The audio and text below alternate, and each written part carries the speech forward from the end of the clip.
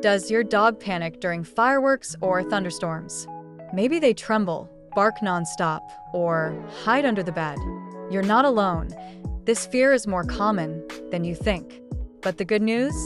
You can help them feel safe again. This is Max. Every time thunder strikes or fireworks go off, Max bolts into the bathtub, shaking like a leaf. To us, it's just noise. But to him, it feels like the sky is falling. Dogs hear up to 4 times better than we do. That booming sound? It hits them like an explosion. Loud, unpredictable, and terrifying. Inside their brain, the amygdala, the fear center, lights up instantly. This triggers a fight or flight response, flooding their body with stress hormones. They're not being bad.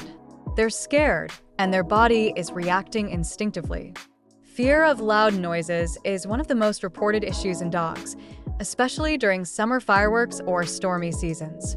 Some dogs show mild anxiety, pacing, whining, or looking to you for comfort. Others experience full-blown panic attacks. It can even lead to destructive behavior or escape attempts. The first step is to stay calm yourself. Dogs read your energy. If you're anxious, it tells them something is wrong. Here are some ways to help.